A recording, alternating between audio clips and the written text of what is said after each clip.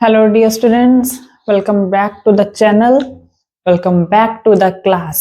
बहुत दिनों के बाद आज हम क्लास में मिल रहे हैं and so today is 7 of December 2024 and हम कर रहे थे chapter number 8 force and laws of motion. ठीक है जी, force and laws of motion. तो इस चैप्टर में हमने अभी तक जो है प्रीवियस क्लास में न्यूटन सेकंड लॉ तक पढ़ा था। न्यूटन सेकंड लॉ क्या है, उसकी डेफिनेशन, उसकी छोटी सी डेरिवेशन एंड उसके यूनिट्स जो है absolute units and gravitational units, वो डिस्कस करेंगे। तो आज हम अपनी क्लास शुरू कर रहे हैं examples related to Newton second law. ठीक है, कुछ एग्जांपल्स की हम बात करेंगे यूजिंग न्यूटन सेकंड लॉ। अब जो न्यूटन से सेकंड लॉ है, बेसिकली फिर से एक बार रिकॉल कर लेते हैं, वो क्या कहता है। न्यूटन सेकंड लॉ कहता है कि जितना भी मोमेंटम में चेंज आता है with respect to the time, rate of change of momentum, उसी का इफेक्ट जो होता है बॉडी पर, वो क्या होता है, फोर्स। दैट इज कि momentum, rate of change of momentum, rate of change of momentum time के साथ चेंज हो रहा है। ठीक है, मान लीजिए कि बॉडी का पहले इनिशियल मोमेंटम था कुछ p1 and after time t उसका मोमेंटम चेंज हो गया p2। पहले मोमेंटम था p1, कुछ टाइम बाद, t टाइम बाद मोमेंटम चेंज हो गया, p1 से क्या हो गया, p2 हो गया। तो मोमेंटम में चेंज कितना आया, p2 minus p1, p2 vector minus p1 vector, और कितने टाइम में आया, t टाइम में आया। ये क्या थी हमारे पास, फोर्स। तो बेसिकली ये किस फंडा पर है कि ये जो मोमेंटम चेंज हो रहा है, let's say this is delta P, delta P मतलब स्मॉल चेंज इन मोमेंटम। जो मोमेंटम में चेंज हुआ, अगर इतने ही मोमेंटम को चेंज होने के लिए टाइम ज्यादा लगेगा तो फोर्स कम होगी, अगर टाइम कम होगा तो फोर्स ज्यादा होगी, because these are both inversely proportional. Inversely proportional का ये मतलब है, सपोज आपने लिखा इधर कोई ए, इधर आपने लिखा b और इधर आपने लिखा c। b सपोज कि हमारे पास कांस्टेंट है और ये अगर कांस्टेंट है तो a तो c हम क्या कहेंगे कि एक दूसरे के क्या है, ये इनवर्सली प्रोपोर्शनल है। अगर ये बढ़ रहा है तो इसका मतलब ये कम होगा, अगर ये कम है तो इसका मतलब ये ज्यादा होगा। तो सिमिलरली इधर जो है हमारे पास force change in momentum divided by time t। तो कोई भी दो अलग अलग सिचुएशंस है हमारे पास, अगर उनमें मोमेंटम सेम है तो जिस केस में टाइम कम लगा है उस केस में फोर्स ज्यादा होगी, जिस केस में टाइम ज्यादा है उस केस में फोर्स कम होगी, एंड इसका उल्टा, जिसमें टाइम कम है उसमें फोर्स ज्यादा होगी। ठीक है, तो चलिए पहले एग्जांपल कर लेते हैं। सपोज आपके पास एक कांच का गिलास है और उस कांच के गिलास को आप नीचे से ऊपर से नीचे तक ड्रॉप कर रहे हो, जस्ट ऐसे ही अपने हाथ से फेंक दिया कांच का गिलास और नीचे फर्श पर फेंक दिया।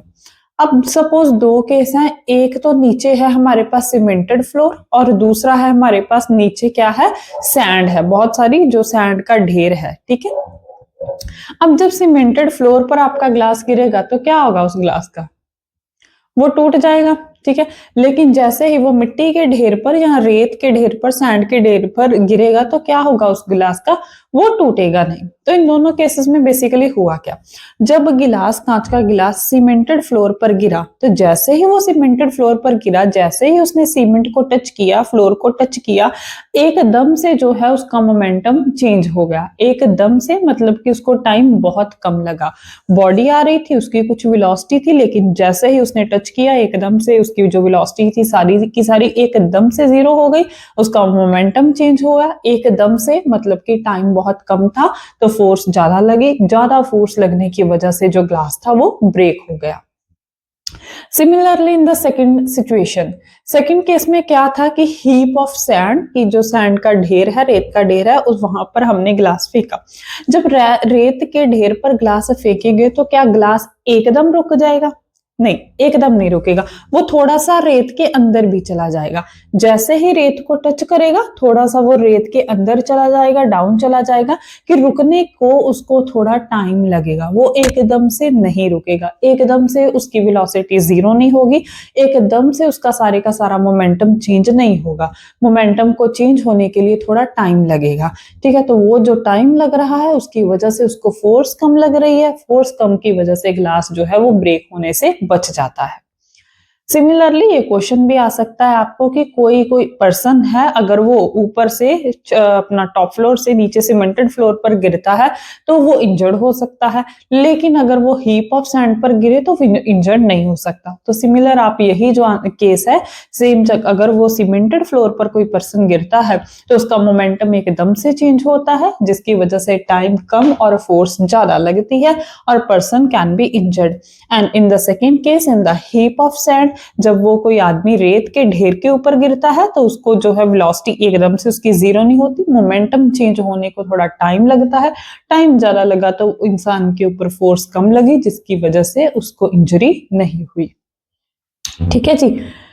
सेकेंड एग्जाम्पल अगर हम देखें तो catching of a cricket ball की ये एग्जाम्पल है। आपने कई बार मैच में देखा होगा या खेलते वक्त आपने भी ये महसूस किया होगा कि जब भी कोई कैचर बॉल पकड़ता है, प्लेयर मैच में बॉल पकड़ता है कैचर, तो वो एकदम अपने हाथ यहीं पर नहीं स्टॉप कर देता, वो जैसे ही बॉल को पकड़ता है हाथ थोड़े से अपने पीछे लेकर आता है।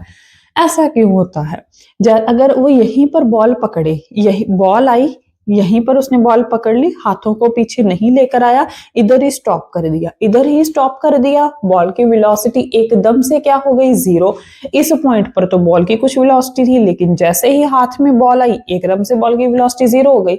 दैट इज उसके मोमेंटम में जो चेंज आया वो एकदम से उसके मोमेंटम में चेंज आया। तो वो जो एकदम से मोमेंटम में चेंज आया, मोमेंटम के चेंज होने को टाइम कम लगा, फोर्स ज्यादा लगी, ज्यादा फोर्स लगने की वजह से कैचर के जो हाथ थे वो इंजर्ड हो सकते थे।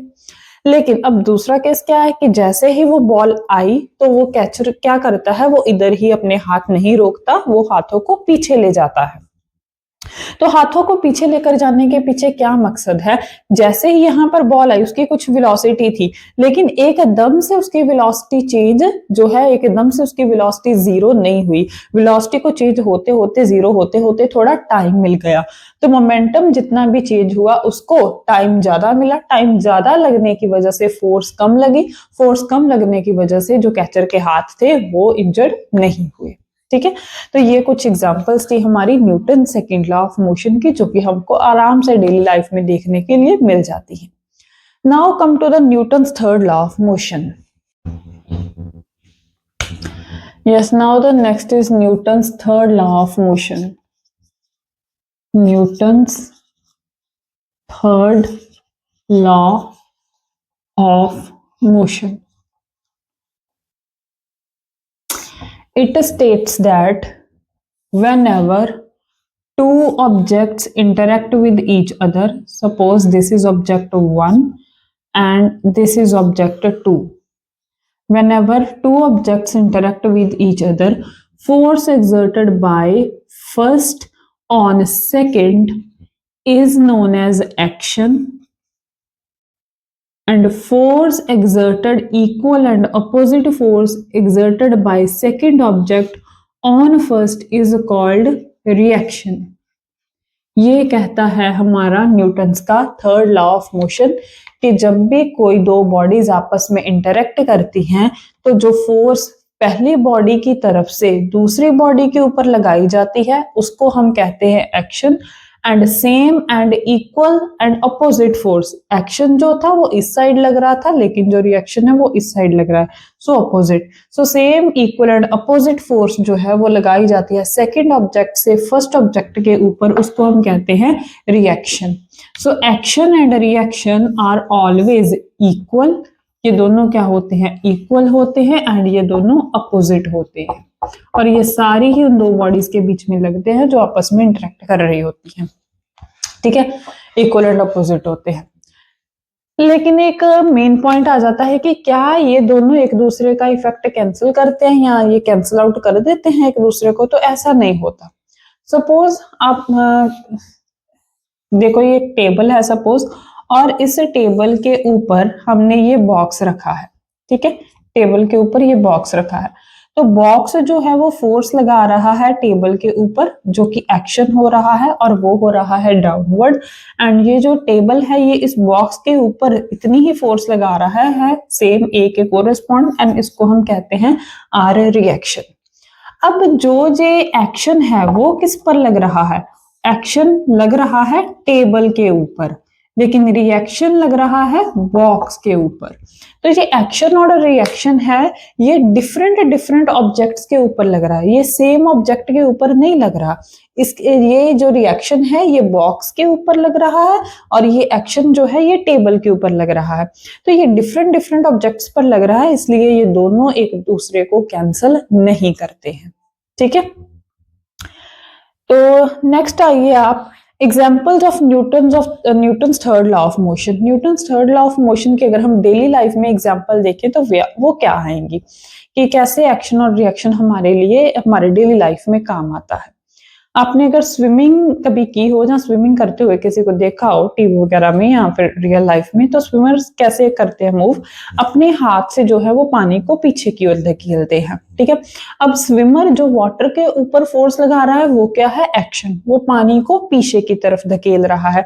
अब जितनी फोर्स स्विमर पानी के ऊपर लगा रहा है उतनी ही फोर्स पानी जो है वो स्विमर के ऊपर लगाएगा, और वो कहलाएगा रिएक्शन। और रिएक्शन की वजह से जो स्विमर है उसको और ज्यादा फॉरवर्ड पुश मिल जाएगा फ्रॉम द वाटर, और वो आगे चलने में उसकी सहायता करेगी वो फोर्स, ठीक है। सिमिलरली जैसे ओवर्स के साथ अगर कोई बोट चलाए, जिसको हम चप्पू कहते हैं बेसिकली, तो उन चप्पू से अगर हम पानी पीछे करें तो वो क्या है? एक्शन, वो है एक्शन। और पानी फिर फॉरवर्ड पुश करता है अब हमारी बोट को, वो क्या है? रिएक्शन। तो उसी फॉरवर्ड पुश से जो है वो बोट जो है वो नाव और आगे चलती है, उसको और चलना जो है वो इजी रहता है, ठीक है। नेक्स्ट है हमारे पास रीबाउंड ऑफ बॉल। कोई बॉल है उसको दीवार पर मारते हैं, दीवार से टकराकर वो फिर से जो है वो वापस आ जाती है। तो जब वो दीवार से टकरा रही होती है, जिस पॉइंट पर जिस टाइम पर वो बॉल दीवार से टकराती है, वो बॉल दीवार के ऊपर कोई ना कोई फोर्स लगाती है, दैट इज एक्शन। एंड उसी टाइम उतनी ही फोर्स दीवार भी बॉल पर लगाती है, दैट इज रिएक्शन। एंड उस रिएक्शन की वजह से जो बॉल है वो फिर से रीबाउंड कर जाती है। And one main example is कि जो रॉकेट वगैरह आपने देखे होंगे, जो रॉकेट इंडिया से या और भी कंट्री से लॉन्च होते हैं, ऊपर को जाते हैं सैटेलाइट वगैरह में, मतलब इधर उधर हमारी अर्थ के अराउंड जो घूमते हैं, तो वो जब रॉकेट लॉन्च करते हैं तो उसके अंदर जो फ्यूल होता है उसको बर्न किया जाता है, जिसकी वजह से बहुत सारी हॉट गैसेस जो है वो बाहर को निकलती हैं। तो वो हॉट गैसेस स्केप कर रही हैं, बाहर निकल रही हैं फ्रॉम द रॉकेट, तो वो क्या है? एक्शन।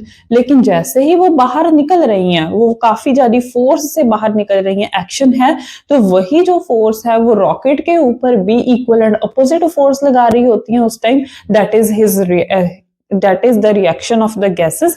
तो उसी रिएक्शन की वजह से जो है उसको फिर से हमारे जो रॉकेट होता है उसको फॉरवर्ड पुश मिलता है, और वो आगे को चला जाता है, ठीक है। So these are some basic examples in our daily life from Newton's third law of motion.